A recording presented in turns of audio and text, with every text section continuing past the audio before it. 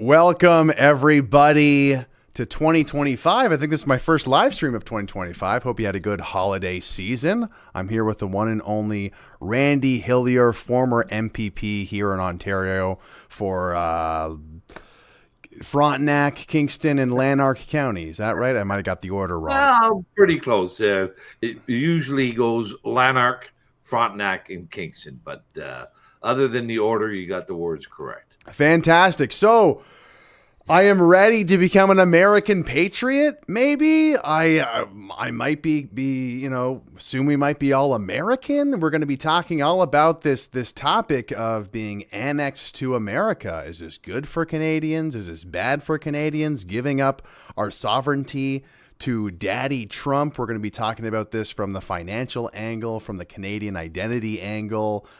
So it should be a very fun and fruitful conversation. I listened to the Twitter space that you did about it just the other night, and well, let's kind of start there. What did you think of the conversation that came of that Twitter space, Randy? Oh, I think it was exceptionally good. I've not done a lot of Twitter spaces, but it was good quality. I believe high caliber conversation in large part.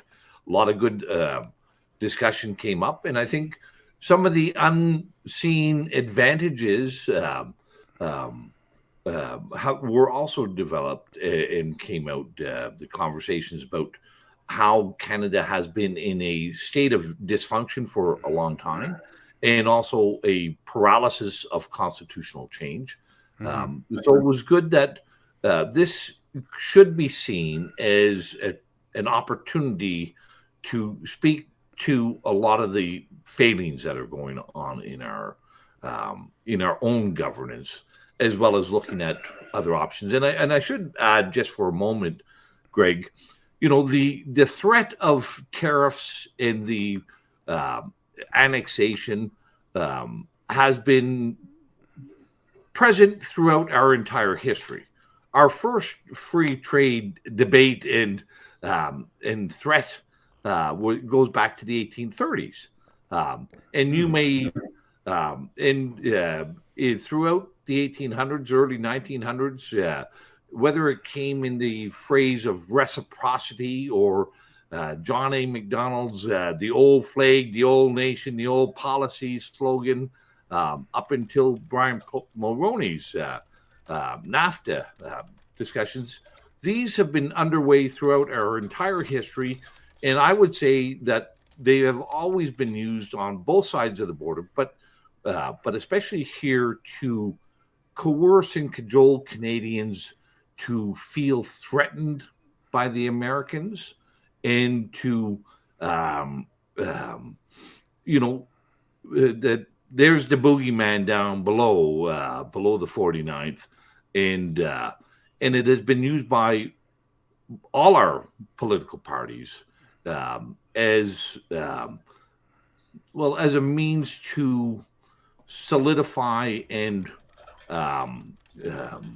protect their exclusivity on the governance of our country. And some might even say, and I would say, protect their protection racket that the political establishment operate in this country. Okay. So you're a dirty Yank. You're a traitor. You're sympathetic to these dirty Yankees. I'm just kidding. But actually, I found out we're not live yet on Facebook. Your assistant might need the code. If you want to get that over to him real quick. Sorry about that. We tried to test that beforehand. But for those who don't know, we are streaming on YouTube, on X/Twitter, and we will be starting up soon on the one and only Facebook.com. You may have seen. Can I leave this show for a moment and see if I can do this, or I'm not sure how? If you want, I could mute you and you could just tell me, and then I could relay it to our friend if you want. Does that work? Okay, that'll work.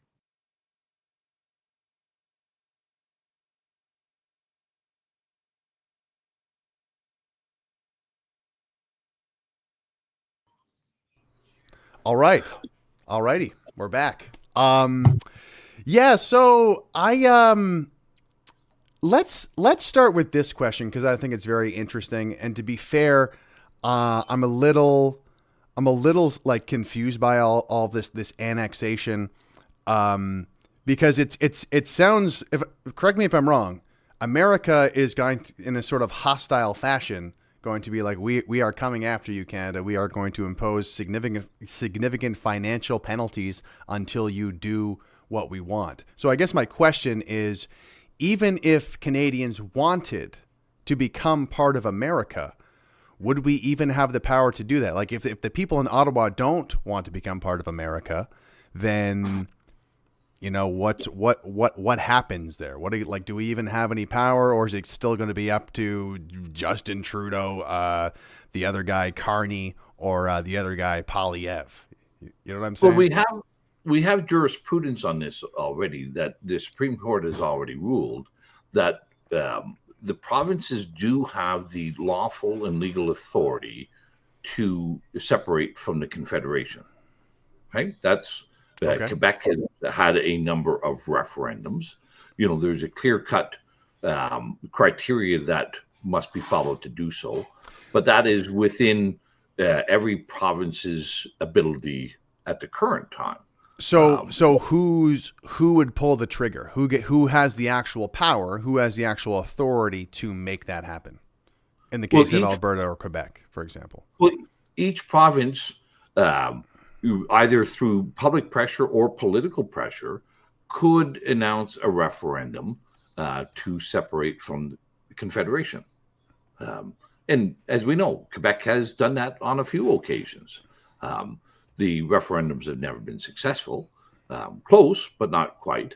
And then the province would be outside of Confederation, and they can choose what to do as they wish at that time, whether it's to be a standalone nation or attach themselves with some other entity. And, that is part of Canada's history as well. Like Newfoundland joined Confederation through a referendum, and the choice was, do they want to be a standalone country?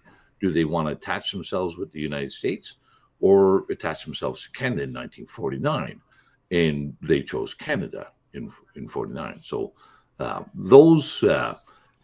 that is the law of the land as we sit here today. Now let's get into the more, cynical side of things. Like this idea that, we're just going to add another state. We're just going to add another state of Canada. I feel like to think that we're just going to be like another state is very, naive thinking. Like in another way, I mean, there's a lot to the sort of exception, how adding Canada to the U.S. would be very exceptional in terms of, like, it's not just like Wyoming. It's not just like some other, chunk of land. It's a massive piece of land that is larger than America itself, with a lot of, oceans attached to it, a lot going on in terms of land mass. So, this is one of the reasons, it was a very broad, but there was no details to Trump's proposal to annex Canada. Zero. And that's why I sent the president a letter last week saying, let's flesh out some of these details. What are you actually proposing here? Are you proposing that Canada as a whole join or be annexed as one state? Or are you talking about each of our provinces joining as a separate state, each with their own elected senators and each with their own congressional seats? Are you proposing that this be done through referendums?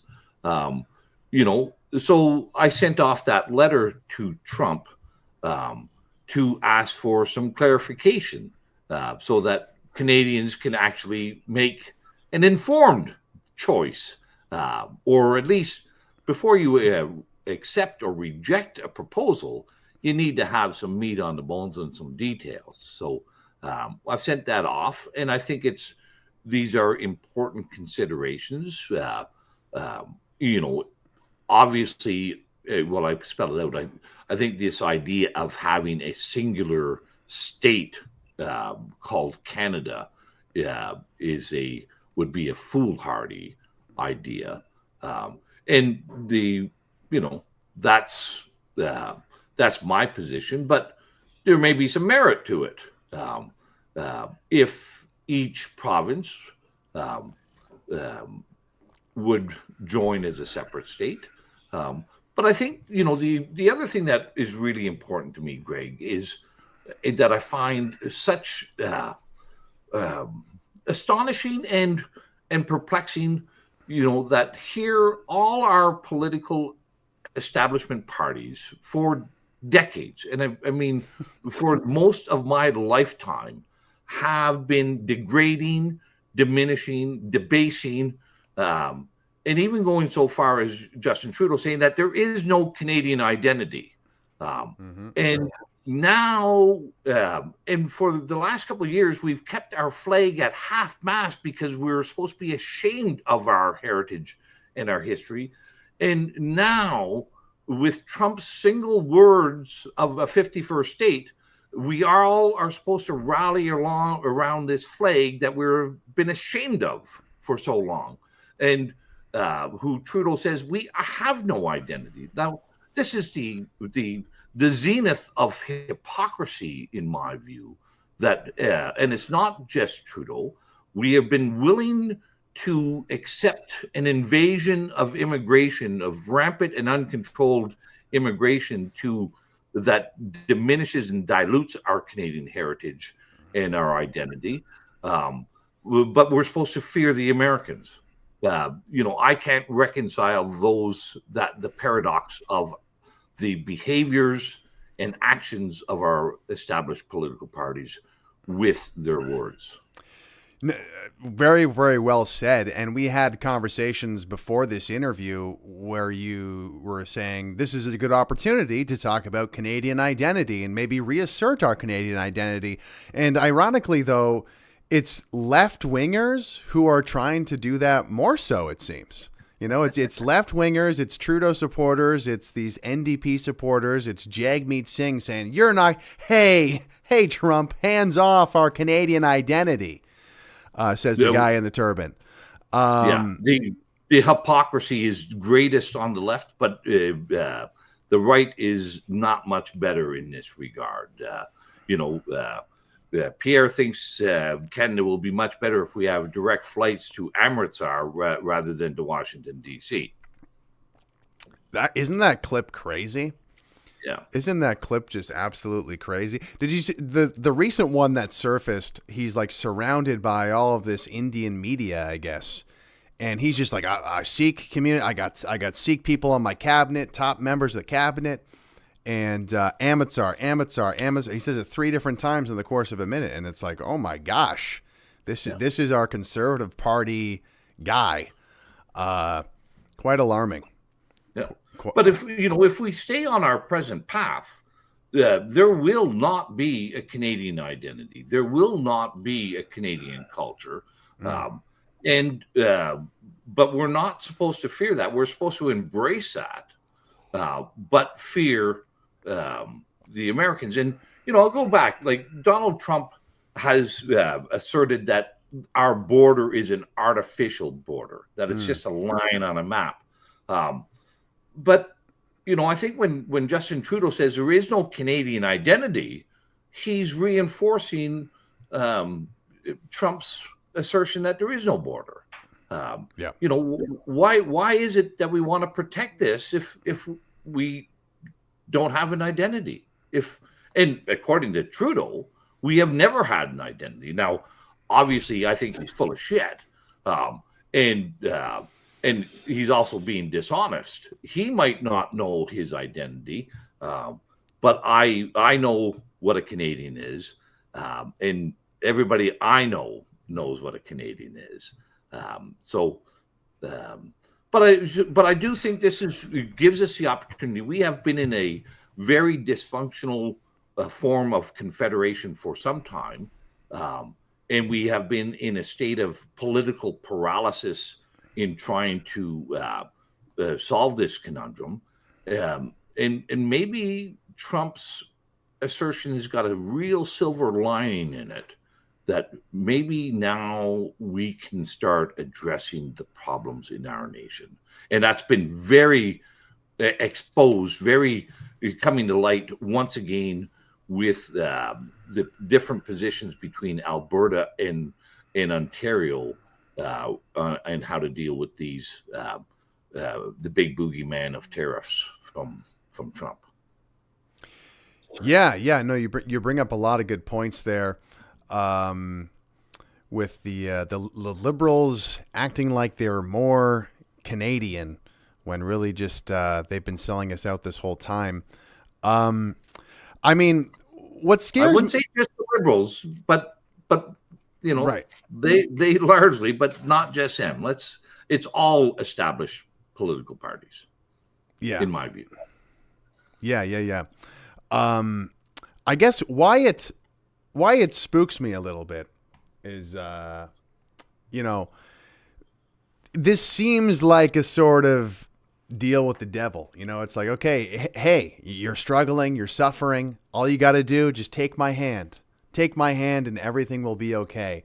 And what scares me about this is like, you can't really undo this. You can't just like become part of America and then stop being part of America. Like the amount of bureaucratic paperwork it would take to, iron all this out would very much, it wouldn't be something that's easily undone. And I'm seeing so much optimism from people saying that this would be good. And I get it. There's a lot of financial upsides. Like we're really in a rough kind of spot here in Canada, because we don't have power here, right? The Canadian people feel powerless. So, so why does it matter what we say or how we think it's going to happen? I guess like this conversation is almost like reminiscent of sitting at when I first joined politics with the PPC, we'd have these pub nights, and people would, and I didn't hang out on many of the pub nights because I realized after a while it just kind of descends into, well, this is what I think the ideal society is, and this is what I think the ideal society is, and it's like, okay, well, we have no political power, so that doesn't really matter. And I feel like it's this conversation of becoming America, it kind of reminds me of that. It's like, well, this could be great, and that could be great, and this could happen, and it could be, and it's just pure optimism and a sort of complete neglection of the fact of like, well, will you have any political power? Will they have any political power? No, it's going to be a bunch of bureaucrats. And what creeps me out is this idea that American bureaucrats are going to make better decisions than the Canadian bureaucrats. You know what I'm saying? Like we're familiar with Canadian bureaucrats and how much we hate them and how much they've screwed us over. But this idea that somehow American bureaucrats who are unfamiliar with Canada and unfamiliar with the Canadian people are somehow going to make better decisions and sort of like rectify and resolve all of the problems here. It seems kind of like a fantasy. Let me address the first thing. Sure. If you are indeed powerless and have no influence, then you are not living in a democracy. You are living in communism if you do not have any agency or influence in the outcome of your country. Okay? So is that what we are? That we are helpless victims, that we are just pebbles on the beach waiting for the next wave to take us to wherever it may take us? Are we just a snowflake waiting for the next wind to blow us? That's not my view of being a member and a citizen of this country. I'm not a helpless victim. I'm not just going to go where some political winds want to take me. I may end up going there, but I'm going to fight it or have my say in it. And I think that's, both nations have big problems.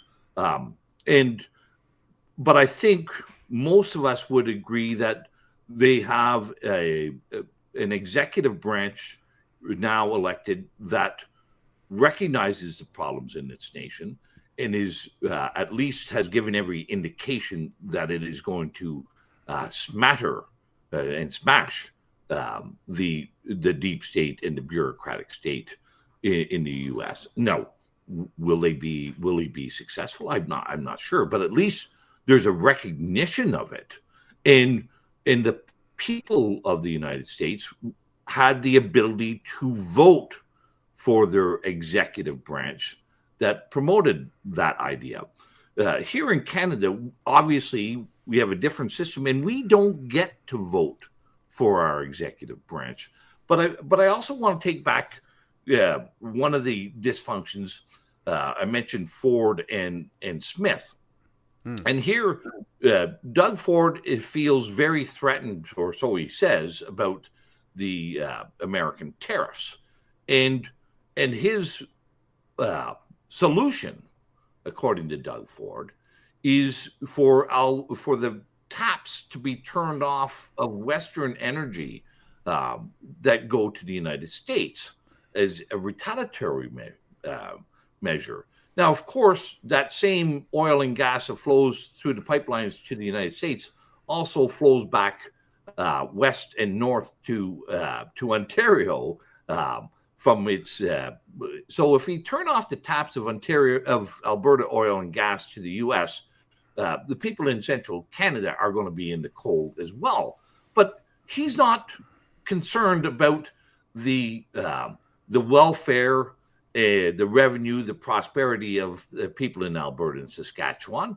He's playing for political brownie points here in Ontario. And he's also willing to sacrifice the huge electricity exports from Quebec to the northeastern states. Maybe he doesn't realize that our electricity grids are interconnected, and you can't turn off our energy in one direction on electricity.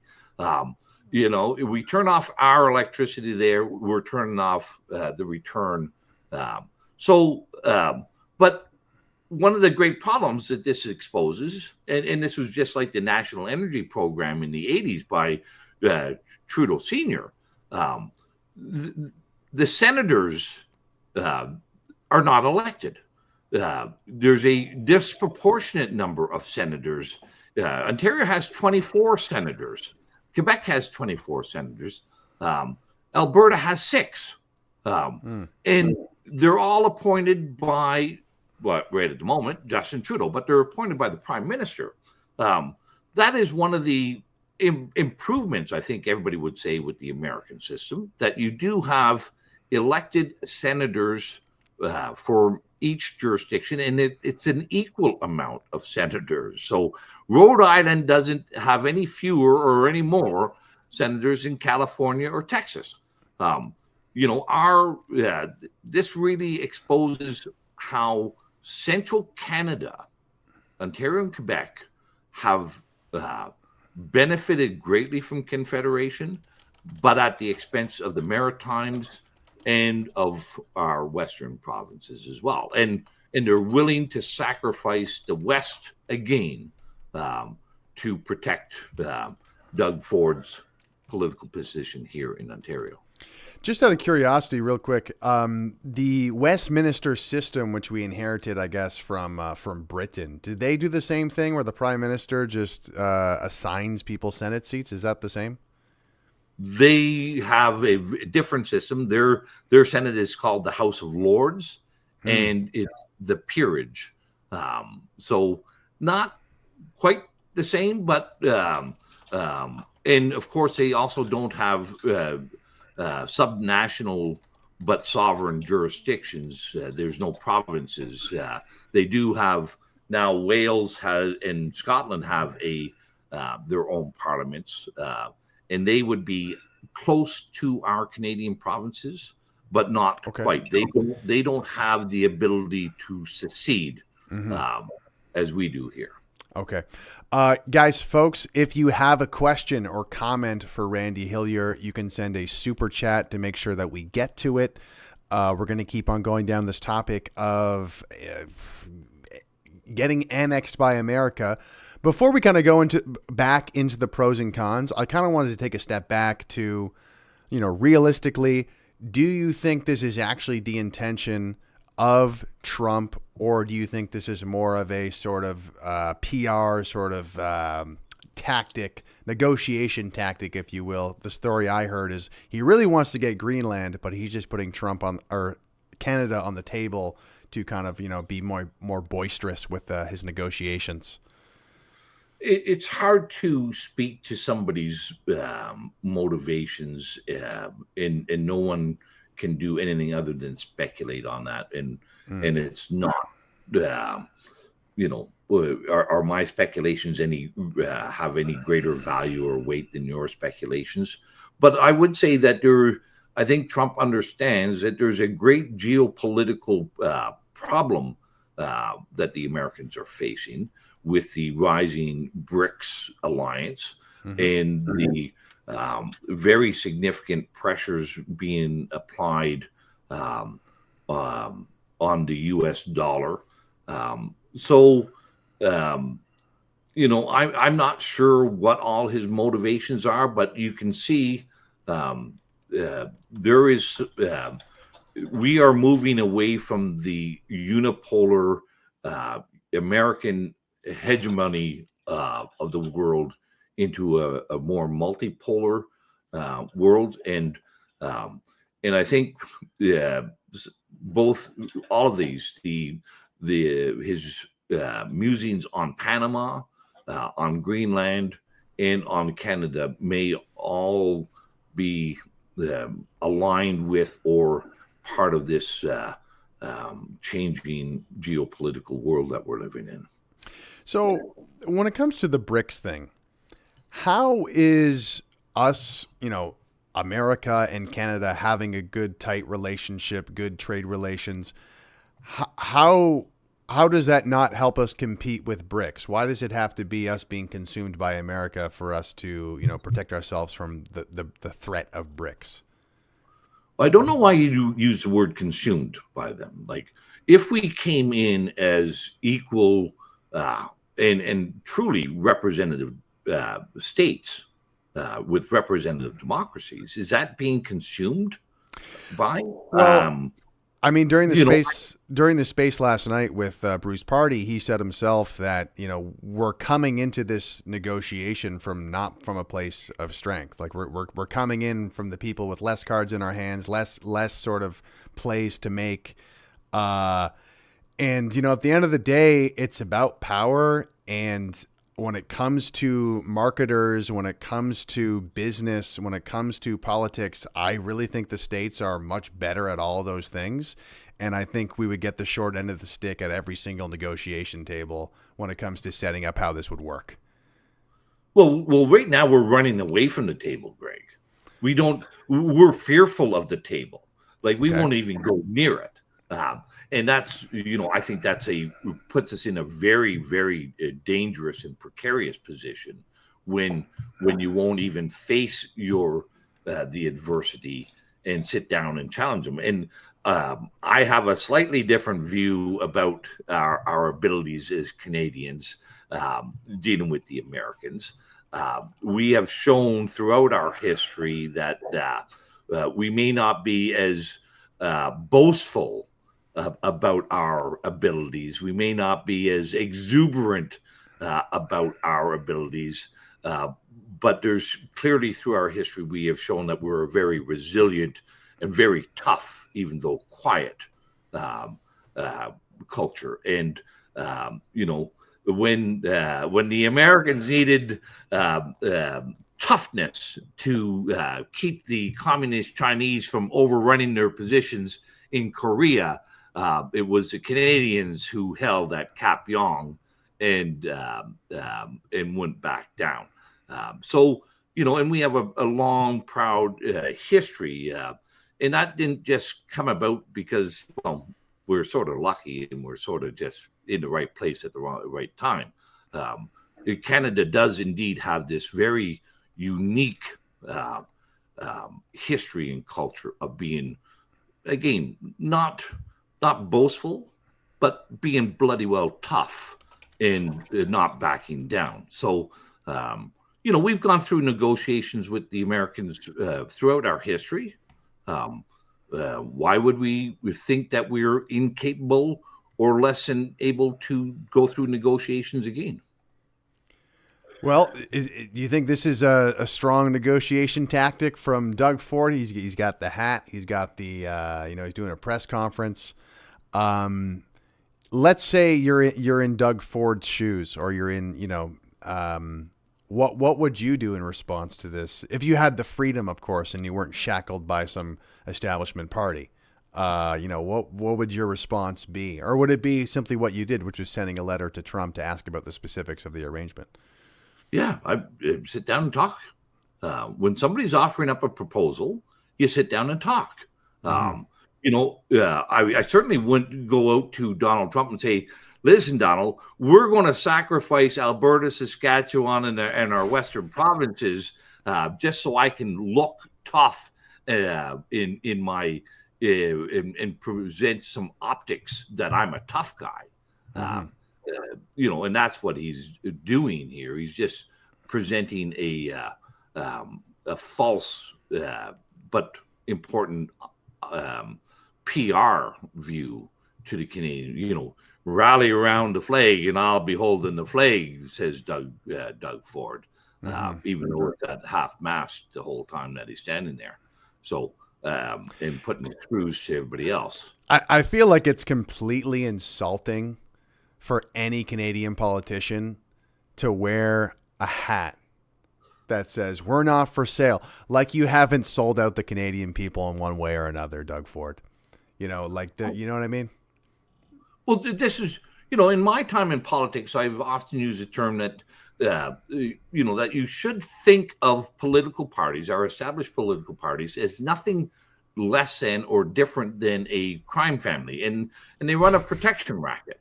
And and really, if you look at the numbers in Canada now, over half of our total GDP is public sector spending by our municipal, provincial, and federal governments.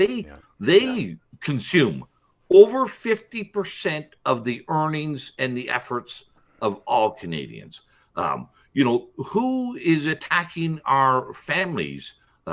Is it Trump, or is it our political parties? Who is creating the homelessness that is rampant and escalating in our country? Is it Trump, or is it our political parties?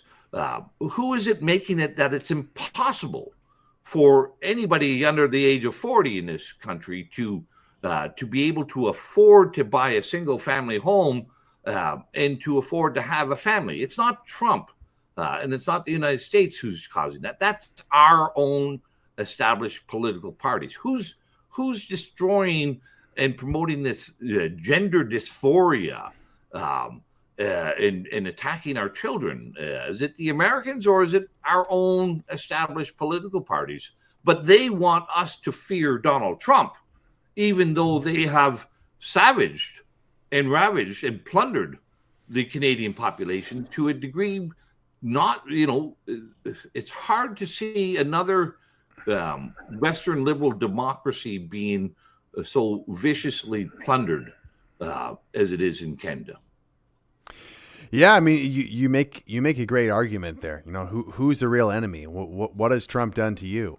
But then again, one could say, well, he hasn't had he hasn't had the opportunity to screw us over yet. But I do want to even Biden, was Biden causing these things, or before him, Obama or whatnot? No, these are the policies that have been propagated, promoted, and entrenched by both liberal and conservatives, and supported by the NDP party in Canada.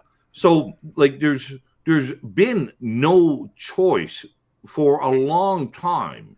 There's been no political choice for a long time in Canada. All the three major parties are all on the same agenda. Yeah, there's no doubt about that. There's no doubt about that. And I find maybe we won't even have a choice, and maybe we will have to become part of America. I don't know, but as someone who's been trying to, invigorate people to give a fuck about Canada, part of my language. But ever since I've joined Canadian politics, it's like pulling teeth to try to get people to actually care about this place. Because a lot of the time we have Americanized media. They care more about the Mueller scandal or all this stuff about an American policy or an American political scandal, not so much about the stuff going on here. That's changed a little bit, but it's so hard to get Canadians to care about Canadian politics. And I look at it as we are a younger nation. We're a younger nation who hasn't really gone through any sort of big character building moments, especially when it comes to our own government being horribly corrupt and rectifying that. And I'm hoping that we'll be able to build our character and become a distinct nation into the future.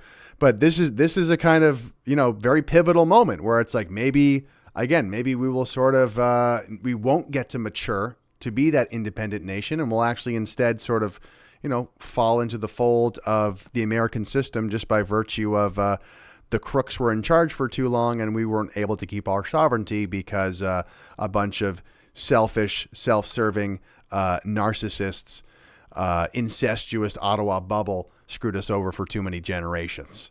Well, so the crooks, as I said, the crooks and the carnies have been in control of this country for too long, and we got another crook and carney coming up shortly from the looks of it. But what would happen if Alberta said today or tomorrow, we're going to have a referendum? We are not going to allow Central Canada to put the screws to us again, and we're going to have a referendum to leave Confederation. And we want to have either equal representation in an elected representation in the Senate, and we want equal representation for all provinces, or we're going to have a referendum to make sure that we have options that doesn't allow Ottawa to put the screws to the 4 million people who live in Alberta. Maybe that might be a trigger to get us out of this constitutional paralysis that we've been in for 40 some years now. So this is where I think the real value lies here. This is an opportunity that we haven't had in 40 some years to actually look in the mirror and say, do we have the gumption? Do we have the fortitude to now look at what is wrong with Canada? And can we now fix it? Or are we just those helpless snowflakes waiting for the winds to blow us around? Are we that little grain of sand waiting for the next current or tide to take us away? If we are that helpless, if we are that snowflake, well, then we will be taken, right? Right, and we won't be taken anywhere good. Yeah. And I wanted to ask you about that, and you started to answer it. So let's dig into that a bit more. Let's say, for sake of conversation, Trump does not annex Canada and this doesn't end up playing out. How can we, as people who want to improve this country, use this sort of talking point, use this flashpoint as leverage or as a sort of jumping off point to kind of push for constitutional reform or sort of major seismic changes, because it's very clear that a lot of people have an appetite for, what this sort of represents. It's an opportunity for a reset. It's an opportunity, but it is, it's an opportunity for making major changes to the system in Canada to the benefit of the Canadian people. Imagine that, right? Well, our political parties will never do anything like this. Our established political parties will never undertake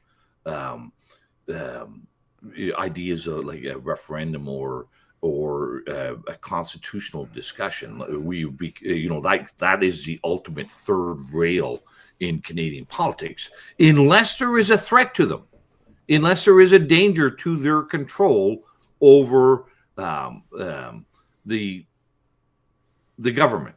Why is it a third rail? Why is it a taboo subject for these Ottawa creatures?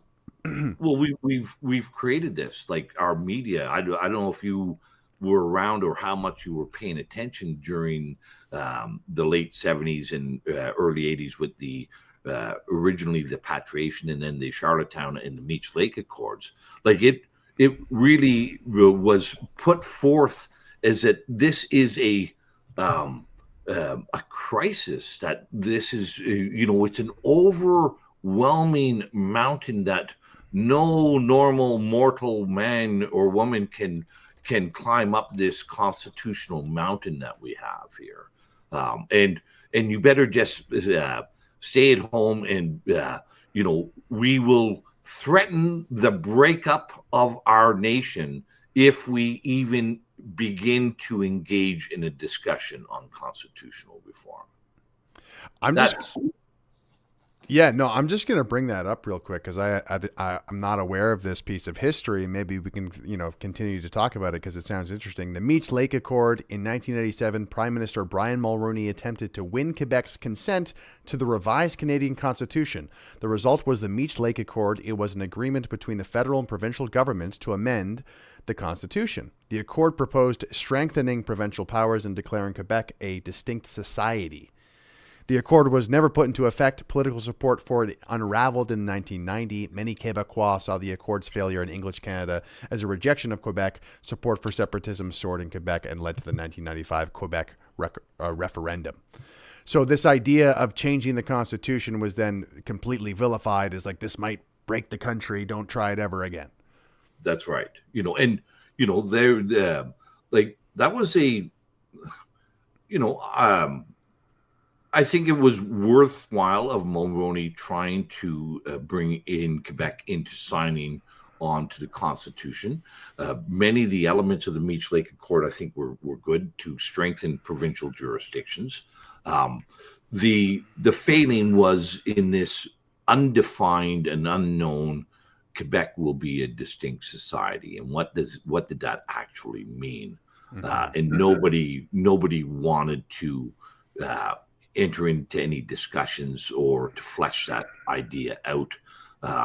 So both Newfoundland ran out the clock and never had a vote on the Meech Lake Accord, and also.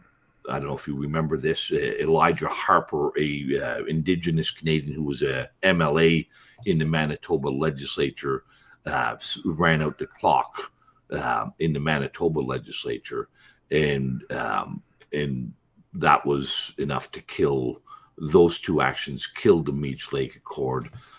Quebec went and a few years later would have their referendum. Only missed out by like a point or two from leaving Confederation, and Canadians have ever since been let's not even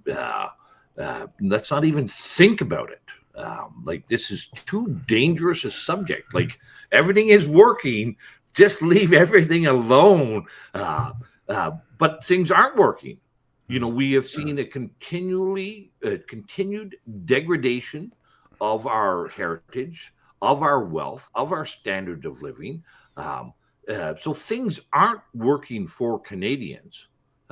My children and my grandchildren are very unlikely to have as prosperous a life or as free a life as me, unless we change paths very soon. And those are the first generations of Canadians who will not do better than the ones before them, and that's an indictment that we really ought to be the ones that should be front and center in our discussions. Interesting. So I don't know my Canadian history very well, and that's why I love having conversations with you, because you can tell me about these very significant pieces of history like the Meech Lake Accord. I know you're probably looking at me like, Greg, how the hell do you not know about this? Uh, but I mean, this explains a lot. I've always had this impression that it's almost like Canadians are disincentivized to care about their politics. Like, it's like, oh, it's too complicated, don't worry about it. And this flashpoint of the Meech Lake Accord almost seems like a sort of trauma that's informed a lot of our politics of don't do anything too bold, okay? Don't do anything. Hey, don't try to mess with that. Don't try to reinvent the wheel here. Don't ruffle any feathers, right? That's sort of a Canadian identity trope that unfortunately is more true than it's not true, I think. But it's interesting that there's sort of historical events like this representing that demeanor, I guess. Well, and this again speaks to one of the big failings, like this attack on our heritage and identity. It comes from all quarters. Our public education system has really downplayed and have graduated people with total ignorance of our history and our heritage. And our political parties and our institutions have also do the same thing. So, but these are not things that we should, things like the Meech Lake Accord and the Charlottetown Accord and whatnot. These are not things that should prevent us from improving our country, but give us cause to actually overcome those challenges. It is a big challenge. And it ought to be a big challenge to amend our Constitution, but it should not be an impossibility. If you cannot change your Constitution, then that is not a document that protects freedom. It's one that enslaves people. Yeah. If you guys have any questions for Randy Hillier, make sure that you send a super chat or a comment. That'll make sure that I get to read it to him. I want to bring up this. I did a couple polls on Twitter, Randy. One was, okay, Canada, would you rather become part of America or keep your sovereignty? Some people didn't like that framing. They're like, what sovereignty? What are you talking about? Right? But I did a second poll to say, if Kamala Harris was president, would you want to still become part of America? And obviously the results were quite different. If I want to be part of Trump's America, I don't want to be part of Kamala's America. And I feel like this is significant, sort of significant, it's a poll on Twitter. But at the end of the day, I feel like the appetite now for us to kind of just instinctively want to join America, it's coming a lot from the right wing. And there is this sort of gravitation, I think, towards Trump in general, this sort of trust that Trump will make Canada great again. And before your response, I just want to throw like another kind of wrench into the conversation. We have a lot of potential Democrat voters in Canada. And as we know, there are city centers like Toronto where there's a big population, Montreal, where there's a big population, a lot of Democrat voters. And how do we know that the way that they set up the Electoral College in Canada, if we do become part of America, how do we know that it won't favor, once again, these sort of heavily populated city centers to tilt the scales towards Democrats in the future election? And then we've become part of the America that gets ruled over by the next Democrat candidate. And then, then it's more gun grabs. It's more, censorship. It's like, out of the frying pan into the fire, so to speak. So I would say, I think most people objectively will say that the American Constitution and the American Republic in their electoral system has greater checks and balances. It's far from perfect, but it has greater checks and balances incorporated into it than our Canadian system. It also has some simplicity to it because that you're voting separately for your representative than from the executive, where in Canada, of course, that gets very muddied and murky because we don't actually vote for the executive. And our head of state is actually an appointment. Where in the States, you have a clear delineation. You can vote for a Democrat president or executive and also vote for a Republican congressman or a Republican senator. So it's much simpler and easier for people to understand. I think it's first, as well as the checks and balances, and obviously, if you frame up that poll question, it would be the same as thing if you framed up a poll question: do you want to be, do you want to have Justin Trudeau as prime minister, or somebody else? Like, there's going to be then it becomes the personality that you're surveying, not the system. And the American Electoral College, and this is why I put out this letter to Trump. Let's talk about this. What are the actual proposals that you're considering or you want to consider? If each province was to become an American state, then the Electoral College votes would be determined by the population of the province or the new state. So obviously, Ontario would have far more Electoral College votes than PEI. But that's a built-in counterweight. But all the votes go one way or the other, with a overall plurality for the vote for the executive, not this, how many seats did you get, and having, as we see here, the executive branch of our government, the cabinet can be elected with, what did we, I think Trudeau got 36% of the vote in the last, we actually got fewer votes than the Progressive Conservative Party the last election. So that becomes that murkiness and that muddiness between seats and actual votes. But again, I think this also offers the opportunity, in many of our provincial jurisdictions, there's been discussion that there should be some changes and divisions within our own provincial boundaries. For a significant period of time, there has been a groundswell of support for Northern Ontario to be separated from Southern Ontario. There's even been a lot of discussion about separating Toronto and the GTHA from the rest of Ontario. There's a lot of discussion in BC about separating, creating a separate provincial jurisdiction for the Lower Mainland from the rest of BC. So those are all things that may be very justified, and be very credible options to consider. We're sort of in this, Canadians have this sort of fixed thing that government and nations and boundaries and whatnot are inviolable and can never alter.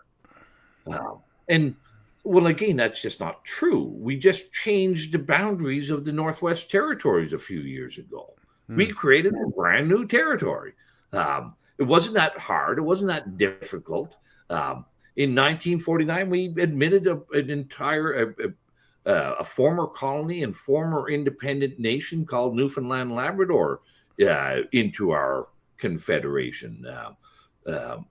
Canada's history is one of like the Americans, of changing boundaries, but somehow now we think that this is just impossible to do.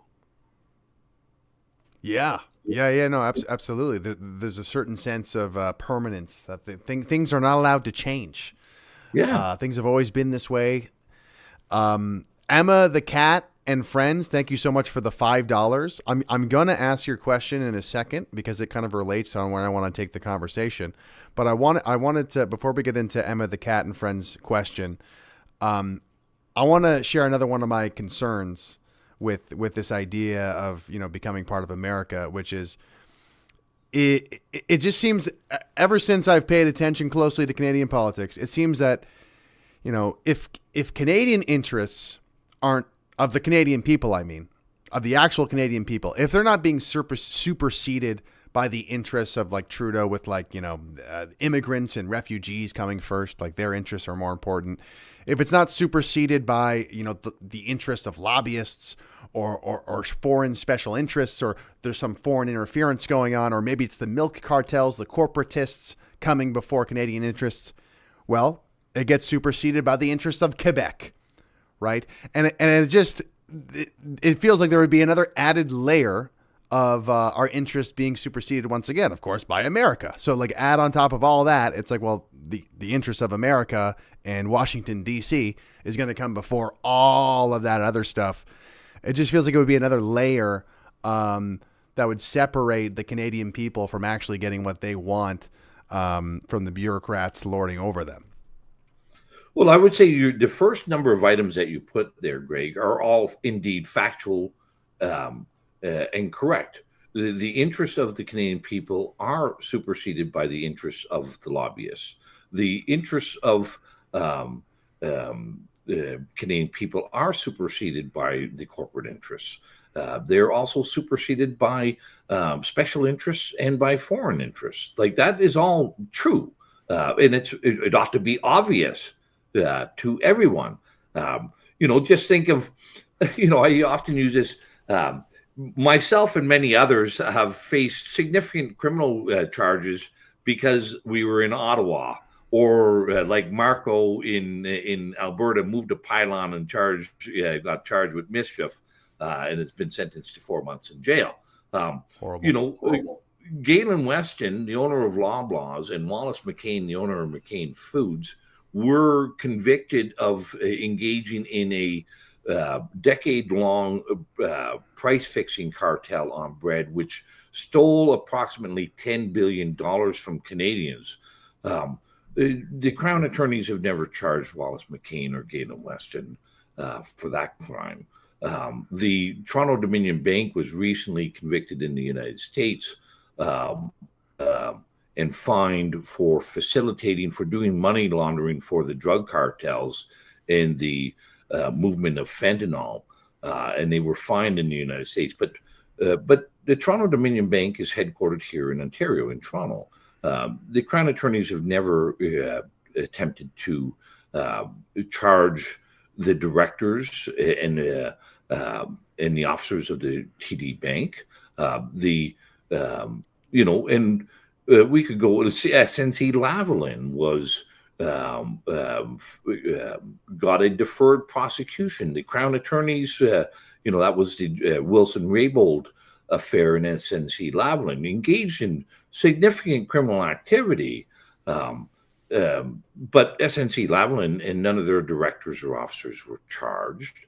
But people like myself and Leach and Marco and Barber and many others were the targets. So, that's just one other further proof point that the interests of Canadians have been superseded by a great many interests for a great long time. Now, do we want to continue in that system, or do we want to have a seat at the table, and do we want to negotiate a better outcome for Canadians and have the interests of Canadians talked about and negotiated at the table? Or again, are we going to be just helpless victims? So you're saying, you're suggesting, ironically, by becoming part of America, we would actually get our power back by having better systems in place to actually get justice and to actually kind of get more of a sort of democratic rule where the people get more of a say, or reinvigorate our own country and alter the failings within our own governance. Right. And in that previous example, Where do you think more of the failure is? Is this a failure of the justice system and the judiciary, or is this more of a failure of the the system of governance, or is it kind of a little bit of both? This is the protection racket that our established political parties run in this country. Right? Okay. Like, that's why the McCains and Galen Weston didn't get charged. That's why TD Bank didn't get charged in SNC Lavalin. These are the people who pay the lobbyists to go and act as their intermediaries with the political parties. These are the guys who fund. This is the Chateau Clique. This is the family compact of 200 years ago in play today in Canada. Like, that's our system. Yeah. Now, surely we could find examples of this happening in the United States in some capacity. Obviously, in this capacity would be they probably got away with it, or they're, like, I guess you could make the argument in America, if there's enough evidence, the crooks will get found out because the justice system is maybe a little bit more tight and more effective at actually discerning justice or wrongdoing, if that makes sense. Well, I think, clearly they have very similar faults with lawfare going on in the United States. Yeah. As we have been here. And this at the beginning of the show, I said, is Trump going to smash the deep state, the administrative state? Mm-hmm. Is Trump going to actually break the protection racket between the corporate interests and the lobbyists in their system? So, I hope he does, obviously. But at least their system gives the option to find a Trump. Our system does not. Our primaries are closed. The parties control our primaries. So in Canada, we can never have a Trump. Look at the current Liberal leadership race, right? And I'm not sure if you're aware of this in the audience, Greg. There's a $350,000 down payment, just a down payment. And you have to find that within 2 weeks. Plus, most Canadians will not be aware you cannot fund your own leadership campaign in Canada. Out of that $350,000 that you have to give the Liberal Party to be a potential to be a candidate, no more than $25,000 can come from your own pocket. And then there's another big consideration in our system. The maximum contributions to the leadership race is $1,700 per person, and legally, corporations and unions are not permitted to contribute to that, make contributions or donations. So where is Greg Wycliffe going to find those hundreds and hundreds of people who each have an extra $1,700 in their pocket to give to you for the down payment to run for the leadership of the Liberal Party? Holy smokes. So you need to create that, you said $350K. That's just a down payment. And it's only in increments of $1,700 each. Yeah, except for your own $25,000. $25K. That's wild. Yeah, wow. So do you know anybody who has that many friends with $1,700 in their pocket who can give it to you in the next 10 days? Yes. And how many Canadians do you think fit that category? Yeah, no, that is a high bar. That is a high bar to jump over just to be part of the leadership race. Yeah. You need so to have we a lot can't. Of so friends. Even if we had a Donald Trump who said, "I've got the $350,000," well, sorry, Donald, you can only give $25,000. We don't want you to be able to unduly influence your campaign. So we've got a limit of 25,000 for you to, yeah. And therefore you get into this network where the lobbyists are that's the network that can generate that number of people, that number of lawyers and legal partners and engineers at SNC Lavalin, or partners at McCarthy Tetro, or Rose Fulton Northbright. Like, it's only the lobbyists who can choose who will be a potential leader for, and that's a similar system for the Conservative Party as well. Mm-hmm, mm-hmm. Now, this idea of I was thinking there earlier when we were talking about. You better get back to that question from Emma. No, we will get it in a second, guys. If you have any questions for Randy Hillier, then please send in a super chat.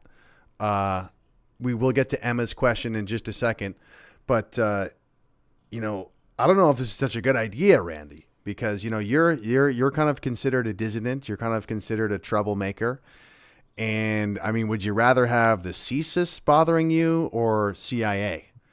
I think I'd rather kind of have something more amateur like CSIS than the CIA kind of giving you a tough time for speaking out. You know what I'm saying? Maybe we should rethink this. The day I fear my government, I am no longer living in a democracy, Greg.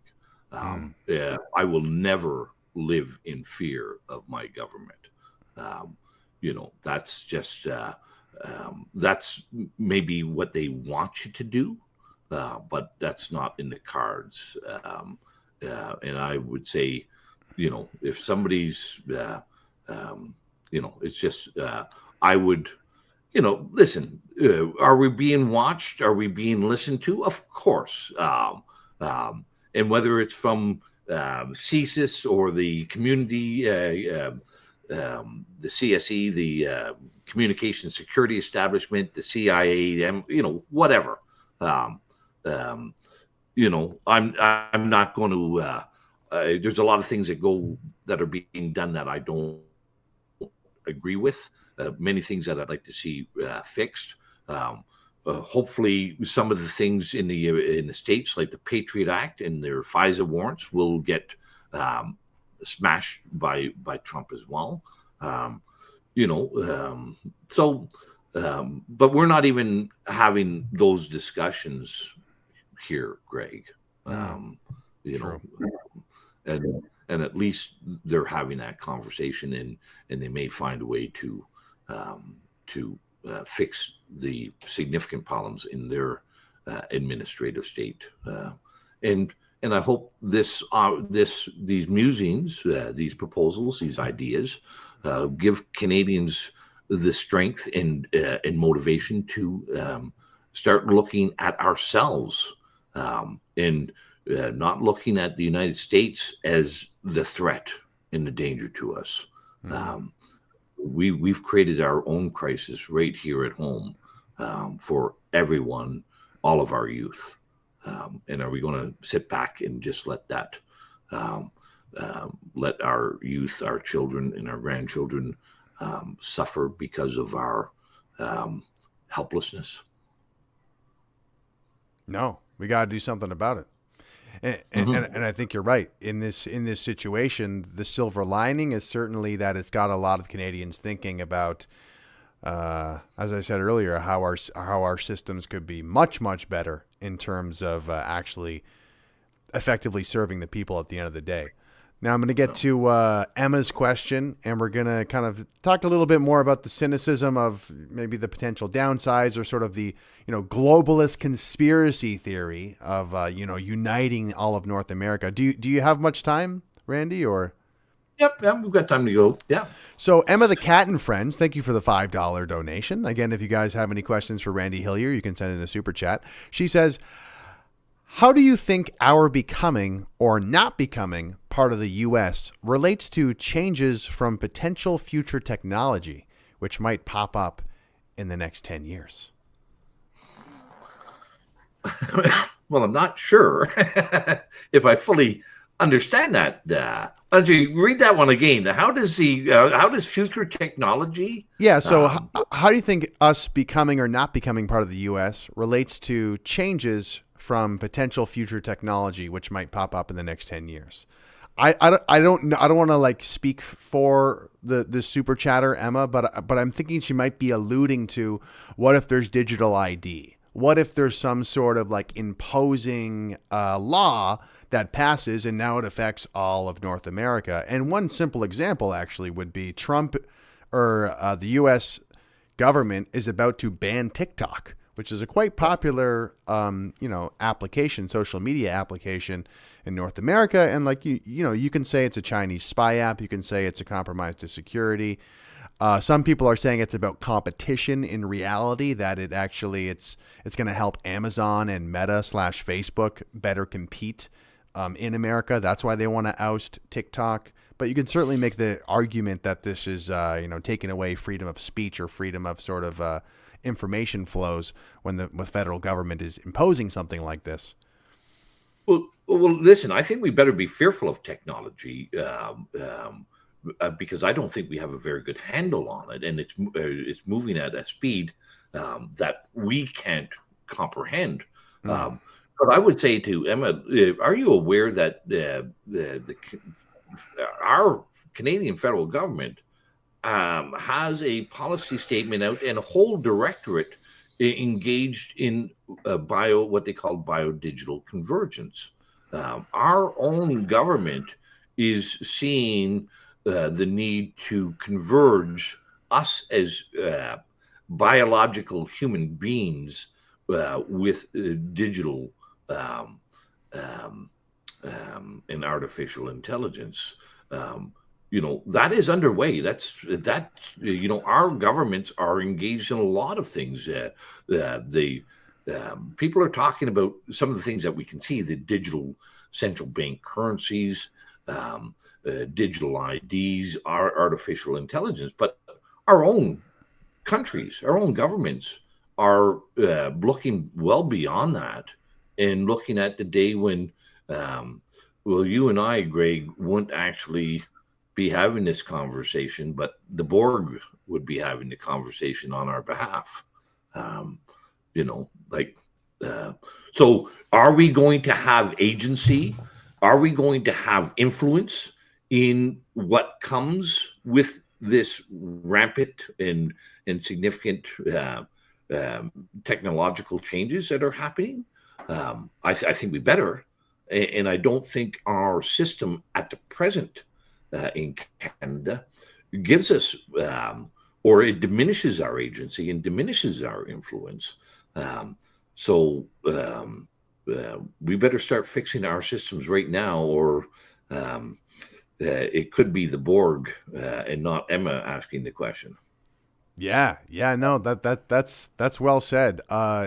Just got a great super chat from Chris S. I think that's if that's the Chris that I'm thinking of. Hi, Chris. Thanks for the super chat. He says, "When is Randy going to Mar-a-Lago? Next week, or by Friday? Do you got a flight yet, or what?" Listen, I haven't been to Florida since I left. The last time I left Florida was January 2020, and I have not left the country since. We can probably all add two and two together to see that there was some events after January of 2020 that altered our comings and goings. Listen, I think it's important that all Canadians speak out, not just Randy Hillier, and these are important discussions. I think, let me just add this: like, every one of our political parties, Greg, as soon as this thought of annexation was floated, every one of them said, "How dare you? No, no, no! We stand with the flag, and we will not even consider any discussions. We're not even going to ask you for any details." we do live in a representative democracy. I don't recall any of the party leaders or the 338 members in the House of Commons or the hundreds of MPPs and MLAs across the country putting out any surveys or any questions asking their constituents what their views are on this potential annexation. Now, you know, now I know you put out a poll on Twitter, but you're not in elected office. People who are in elected office the obligation is to represent the interests of their communities and their constituents. And of course, in order to do that, you actually have to speak with them and ask for their feedback. So I think that's they've all acted in the exact same way with this as they did with COVID, as they did with the Ukraine war. Go on and on. Like this is again, as I said, think of these guys as a crime family and the protection racket that they're running, and it's not for the benefit of Greg or Chris S. or Randy Hillier, who they're running the rackets for, and they want you to think that not only is your voice unimportant, but it doesn't have any credibility anyway, and there's no need to, you just be that helpless little snowflake, Greg, and leave the big subjects to the big boys. But to answer Chris, if Trump gives me a call and pays for the flight, I'll take a flight down to Mar-a-Lago. If not, if he offers me an invite, I'll see if Jane and I can hop in the Dodge pickup truck and take a drive down there. Road trip. Let's go. Road trip to Mar-a-Lago. You brought up a great point at the end there of how all of these politicians are acting the exact same way towards this Trump annexation threat.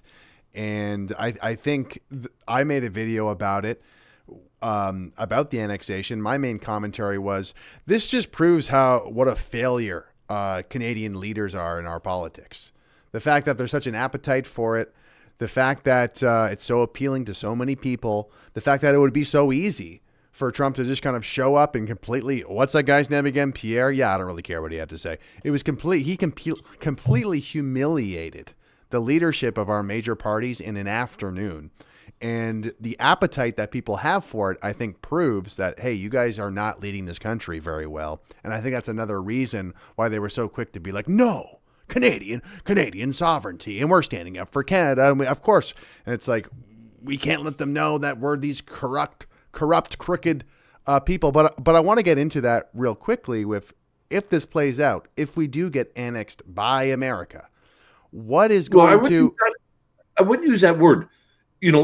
If we agree to some sort of merger, like this idea that this will be done by force, or that there'll be, that's just not in the cards in my world, Greg. This is a country, and we will make the decisions. Right? Like that's like who's we though? Because the people who live here. But my question was, if there's a merger, who would be making the decisions? Would it be the Ottawa bubble, or will they all be fired? A lot of these people who are, open to this idea of us converging with America has this idea that everyone in the Ottawa bubble might be fired, or are we going to have like a bunch of different Yankees showing up to make all these decisions? Like who's going to be the intermediary? Who's going to be the people representing the interests of Canada when we're negotiating all of this? Would it be the Ottawa bubble making those decisions? Well, hopefully the auto bubble will eventually be fired, and that the incestuous bubble in Ottawa. That's hopefully though. But again, this is why I said we need to have information, we need to have details. And in my letter to Trump, I said, if you're serious about this, if you're really, then we have to be looking at this as provincial referendums as the mechanism to create this. And also the establishment, in my view, I suggested a bilateral commission made of equal numbers of intelligent, capable Canadians and Americans to sit down and go through the myriad of complexities of integration of various laws and timeframes, and to make those sorts of transitions. But again, you need to have the details before you can accept or reject an idea. What are the details to it? So, what's the I think, offer? What's the deal? Let's make a deal, Trump. What's the deal? And I think Daniel Smith in Alberta are running a grave risk right now with the way the Central Canada and the Maritimes are prepared to sacrifice the West once again. And I think Daniel Smith ought to declare very soon a referendum.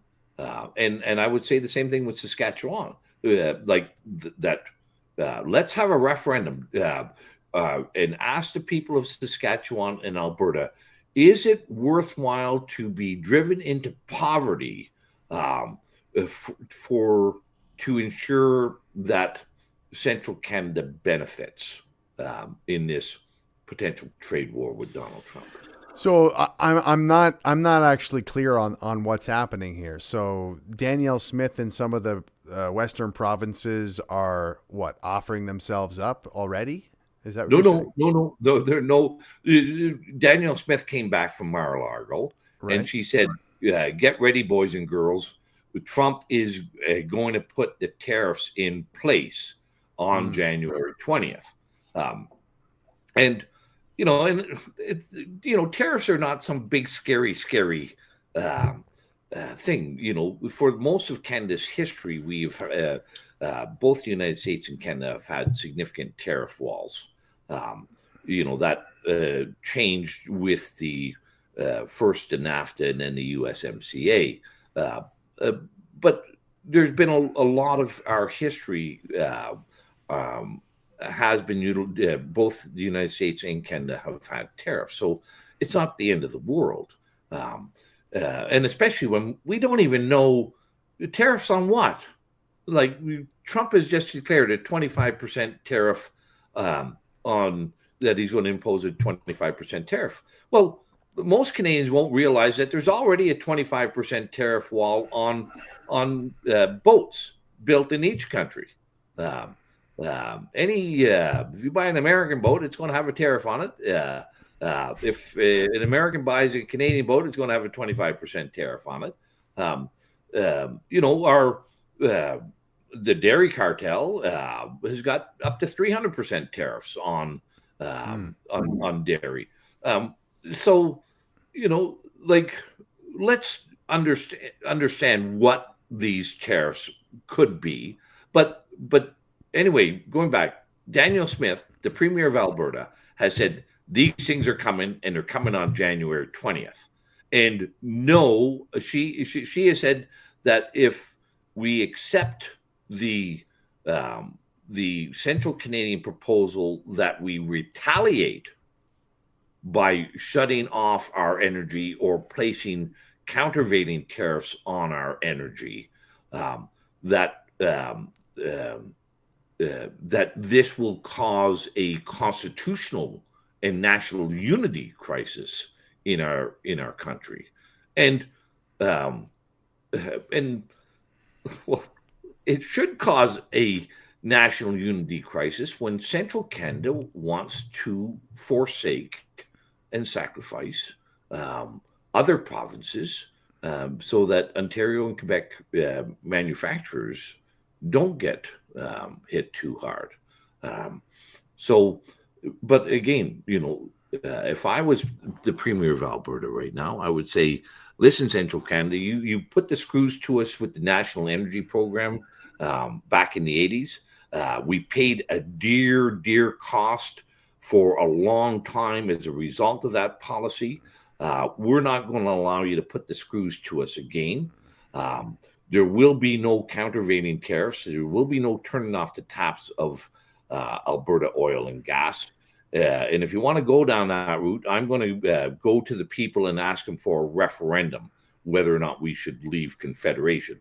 Because bear in mind, Greg, and for the audience, it was Central Canada that prevented Alberta from building the pipelines to BC to export their oil and gas to The world. other foreign markets. We have Central Canada also put the kibosh on the proposal to send oil and gas directly to Eastern Canada with the Energy East pipeline.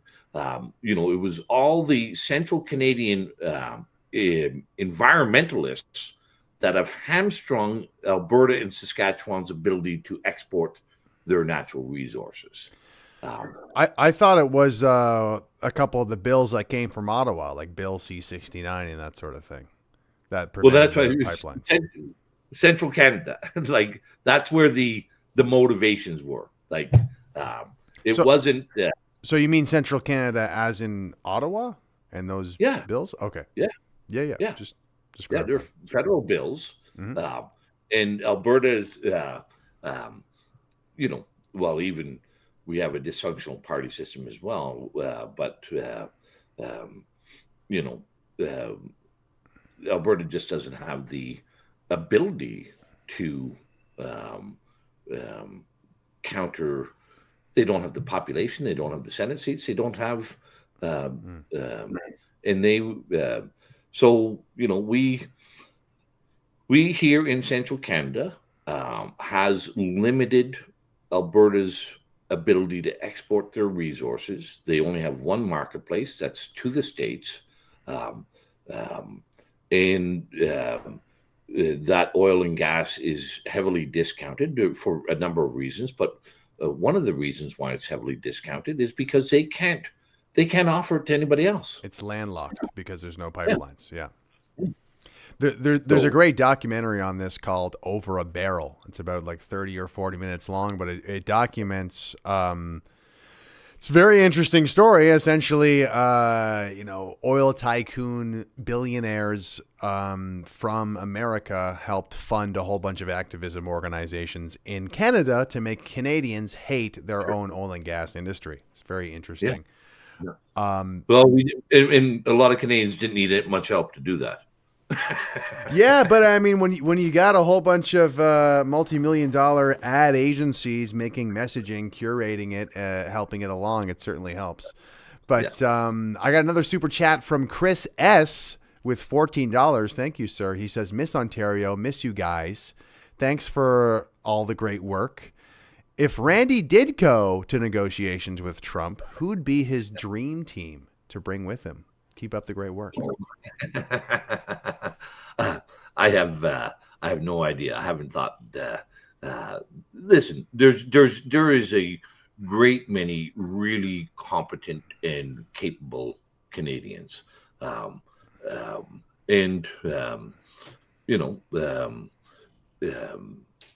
we've done these negotiations before. Very significant, substantial negotiations. It's not insurmountable. But I would hope that there would be a desire on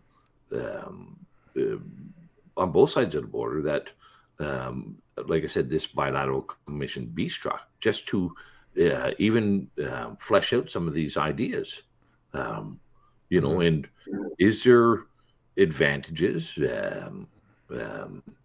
obviously there's advantages and disadvantages, but how could these things potentially be mitigated and come out with a win-win situation on Yeah. because again, going back to this geopolitical mess that we have in this world, this changing unipolar to a multipolar world. I think the Americans do see that as a significant long-term potential negative consequence for them. I think that's one of the reasons why they've asserting the annexation of Greenland, and also asserting that they would annex Panama Canal. Listen, I'm not in favor. Trump has not ruled out military action on that. I'm certainly not in favor of any country seizing other territories by military means. But I think there is a significant, and there's many people in the United States who see that this is a shifting and potentially dangerous change in world politics, and that they want to be ahead of the curve a little bit on that. And the pressures on Canada may, in time, become very significant, depending on how this rolls out. And once again, we should be at the table and saying these are the things that we need to have. Yeah. Yeah. And to speak on Randy's behalf, I think his dream team would include probably Drake, Justin Bieber. You'd have the ghost of Rob Ford. And who else would come with you? Theo Fleury, I think, would come with you for negotiations. I would have to sit back and actually ponder and think about all those names and give Justin and Drake due consideration. All right, we got a couple more super chats, and I want to ask a couple more questions if you got the time, Randy. Is that all right? Yep. So speaking of meeting Trump, Darren Turner sends in $14. Thank you very much, Darren. He says, "Hey Randy, you should invite Trump to Scuttlebutt Lodge. Can't wait to visit sometime myself." You know what? I might do that in my next letter to him. Yeah, I think you'd like it. I think you'd like to, feed the chickens and kind of, check out Perth, Ontario. I think it'd be great. Yeah. Get him in a plaid shirt. That'd be a great photo, wouldn't it, man? And doing we don't have a golf course at Scuttlebutt Lodge, but we do have a shooting range. So maybe we could get him perfect. Doing some of that. Perfect. So I'm going to go to a Voltman's super chat in a second too, but I want to bring up one last sort of, I guess, more of a pessimistic look at this sort of opportunity, which is I see a lot of the people talking about this transaction of becoming part of America. And it really feels like they're treating it like it's a magic button that's going to solve all of our problems, And I really feel like the only guarantee of pushing this button is that we will be facing different problems, or maybe just some of the same. But I feel like to say that all the problems will go away is very misguided, because a lot of people like Trump. And because he's in charge, they feel that this will be a good transaction. And it's like, I feel like they might feel a little bit different when Trump takes over. He decides to level the Parliament buildings and put a massive gold statue of Trump, right in the middle of the square there. You know what I mean? But I guess people are very optimistic, and when it comes down to it, I just worry of, who is going to actually make the decisions. And I guess a good summary question for you is, if you're cynical, could you see a scenario based on all the madness that's gone on in our lifetimes simply over the past 5 years, could you see a scenario where we get completely screwed over? Like it happens, it plays out, and we get the short end of the stick. Somehow there's however it's negotiated, that we get completely screwed over, and now we're part of this North American Union, and we have, now we're just and sorry to kind of drive home this point, or this sort of question. I think it was Bruce Party bringing it up yesterday, and he was like, let's not get it twisted. Trump sees us as useful for natural resources and territory. And then probably to a third extension as consumers, like the Canadian people and what they want. Like, are we going to be naive here and think that like this is really what Trump's main intention is, to save the Canadian people? So listen, the problems are not going to go away. Like there is no magic bullet in public policy. There is no magic in governance. What you want to do is to have a system where you can create a remedy for whatever the failing is. Many people in politics that I've seen over the years, Greg, think that we can create perfection or utopia through legislation. And obviously, if that was true, we would have reached it long ago with the amount of legislation that we've created. But what we generally do, what I view as, and what we don't do, but I think is what should be the purpose of public policy and legislation, is to provide a remedy for when failings become apparent. So, there was a good one I heard the other day that with Gavin Newsom in the governor of California, in his term, he has spent $24 billion to address the homeless problem in California. And the homeless rate has increased by 40% during that period of time. So his policies and the public expenditure of money has actually escalated the problem and not solved the problem. And so the point I'm trying to make here is that there is a huge risk, a huge danger if we run away from this. If we want to put our heads in the proverbial ostrich with their head in the sand, we've got a real problem. If we want to shy away from this challenge, we've got a real problem potentially. But more likely, if we want to face the challenge, we can actually find remedies for what ails this country. And whether that remedy is homegrown here with improvements in our Constitution, improvements in our representation, or whether it changes of our borders and elements potentially joining the United States or everyone. But I'm not prepared to say what is the best path until we know the details. But I know if we don't ask for the details and examine the path, we run a great danger of just staying on the path that we're on today. Yeah, well said. I think you're right. Regardless of what happens, this sort of whole suggestion, this whole kind of stunt by Trump is certainly a catalyst for change, a catalyst for people to think about change in Canada. We got a super chat from Voltman Pluto. Thank you so much for the $10, sir. He says Canadians. Trudeau. He must be that. This question must be from way out there. Oh yeah, this is sorry, Voltman Plutoni. Oh, Plutoni. Okay, yeah. My mistake. I didn't read the whole thing.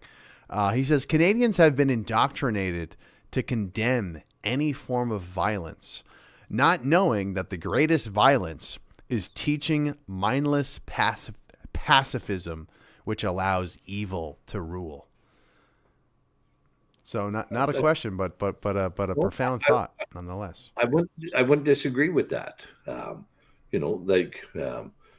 is why our freedoms are so significant and protected to such a degree to give us agency to counter evil, to give us a voice against wrongdoing, dishonesty, and evil. That's why we have freedom of speech and freedom of expression. It's not so I can choose to go to KFC rather than McDonald's today. It is that we can challenge wrongdoing with impunity, that we cannot be harmed or hurt for challenging against evil. I think a lot of Canadians have forgotten the purpose and have been, to use his words, indoctrinated into believing that consensus and obedience and compliance are greater virtues than challenging evil. Yeah. That's well said. I think the super chatter makes a really great point in that there is a sort of weak character conflict avoidance that unfortunately a lot of Canadians have adopted, and I'm hoping that we're seeing the end of that. I'm hoping that we're with everything that's gone on over the past 5 years. I think that there's this sort of there is this sort of domesticated metrosexual male that you'll see in Toronto who are pussy whipped by their wives. Excuse me, pardon me. Or by their boyfriend. Or by their boyfriends. Of course I'm voting for Trudeau or Jagmeet Singh because I'm going to do the right thing. But I think on the flip side, there are men who are kind of finding their balls and being like, what is happening to this country? Oh my gosh. And they're kind of returning to form and getting in touch with their masculine and starting to not care about being, prioritizing being nice above everything else, including your own self-preservation. Right. But listen, we've attacked masculinity. You've heard the term, and this has been a part of our public policy and public education system for a long time, is this concept of that masculinity is toxic. Right. And that came into play a long time ago and has been very effective in neutering the male population in Canada, and this is indeed an affliction throughout the Western liberal democracies, not just Canada. But I do think through COVID we began to see a greater number of young men finally starting to see that if you want to be a pansy in life, you're going to be a doormat or a wallflower, and it's you better grow up and be a man, protect your family, have the spine and the backbone to speak and speak truthfully. So I think COVID, as bad and as negative as COVID was, it has also provided a silver lining in Canada, in my view, and has awakened a great many Canadians to understand the depth of corruption within our political system. Yeah, very well said. Very well said. I think a lot of seeds were planted during the COVID era for exactly what you said, which is seeing the actual corruption in this country. And that is why I have started SaveFreeSpeech.ca, and we're making a documentary documenting people like yourself, Randy, who have been wrongfully arrested with these trumped up political charges for standing up against vaccine mandates, and telling the story of how there is a system of censorship. There is a system of smearing reputations of people like yourself simply for your political opinion.